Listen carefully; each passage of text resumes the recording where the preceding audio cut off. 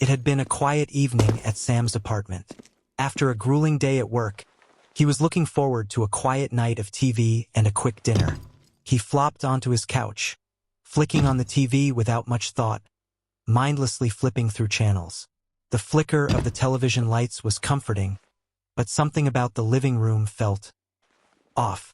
It wasn't the air conditioning, nor the flickering light bulb, it was the corner. The far corner of the room by the bookshelf was darker than the rest of the room, even though the lights in the room were bright. Sam glanced at it briefly, assuming it was just the way the light hit the space. But as he settled into his couch, he noticed something that made his stomach tighten. A tall, shadowy figure stood unmoving in the corner, right where the bookshelf met the wall. Sam froze. He squinted. Surely it was just a trick of the light. He looked away, trying to focus on the TV, but his eyes kept drifting back to that corner. The figure was still there. His breath caught. The shape was unnaturally still, almost too rigid, as if it didn't belong in the space. It wasn't a person. It didn't move like one. Sam's heart began to pound. He turned the volume of the TV up, desperate to drown out the growing discomfort in his chest. Minutes passed. The figure remained. Sam finally forced himself to stand, taking slow steps toward the corner. The closer he got, the colder the air seemed to grow around him, and a strange, foul odor lingered in the air, like something decaying. He could almost hear the figure breathing slow, deliberate breaths, like it was waiting for something. "Hello?" he called out, voice cracking with unease. His own voice sounded small in the growing silence of the room. No answer. Suddenly, there was movement. The figure twitched, then slowly extended a hand toward Sam. Pale, long fingers, the skin stretched taut over sharp bones, reached from the shadows and began to stretch out toward him. Sam staggered backward, almost falling over the coffee table. Who are you?" he stammered, his mind racing, his body frozen. The hand moved closer, its fingers curling like claws. Sam took another step back, terror flooding through him. Then, as suddenly as it had moved, the figure stopped. A stillness filled the room. Sam watched the hand retreat, and the figure returned to its original stance. But the air felt wrong, thick and heavy. He could hear the faint sound of breathing, as if something else was there, just out of sight. It was gone. With shaking hands, Sam grabbed his keys. He needed to leave. But as he passed by the corner one last time, his gaze dropped to the floor. There, in the dim light, were footprints. Small, barely visible, but they led from the corner, directly to him.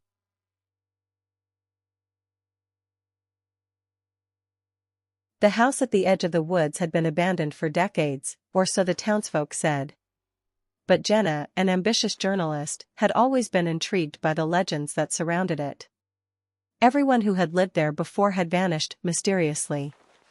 Neighbors spoke of strange noises at night, scraping sounds, tapping on the walls, and whispers that echoed through the air as if the house itself were alive.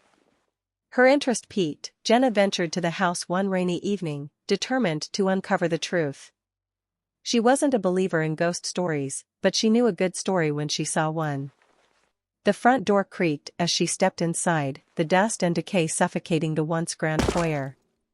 The house smelled of mildew and something else, something colder.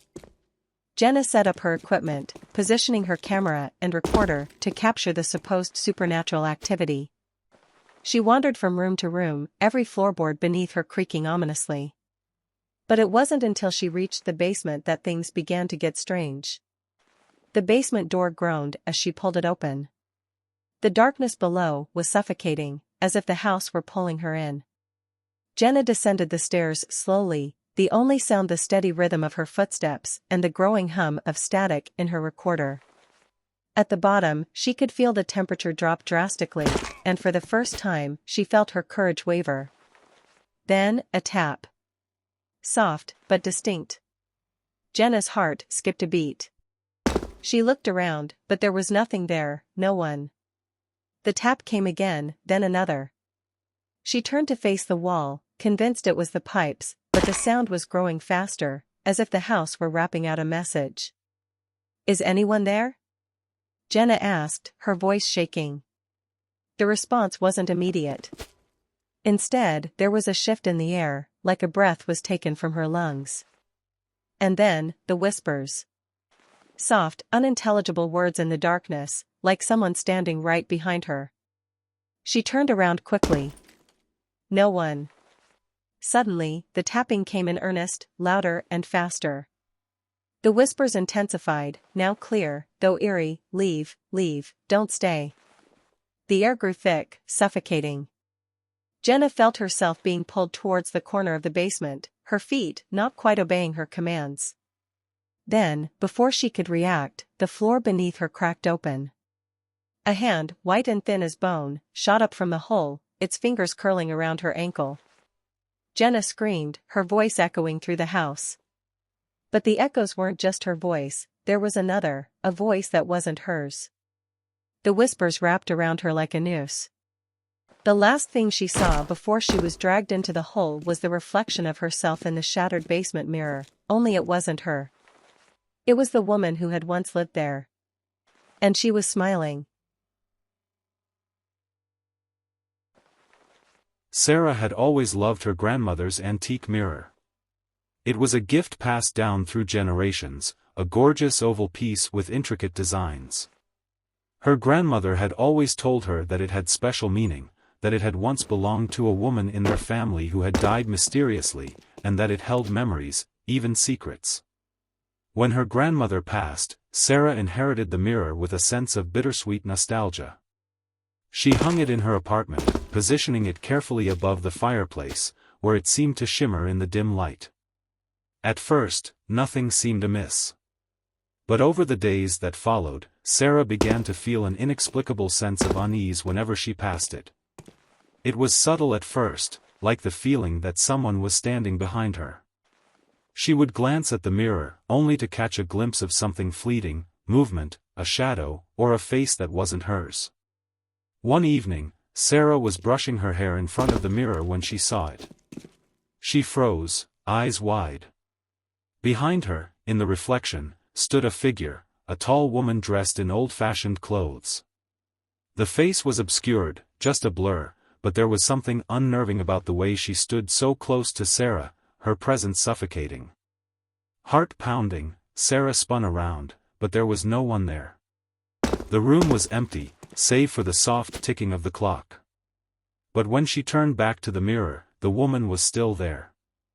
Now, Sarah couldn't shake the feeling that the mirror was watching her. She began to see more, the figure was getting closer each time, its pale hand reaching for her. The whispers started, barely audible at first, then louder and more insistent.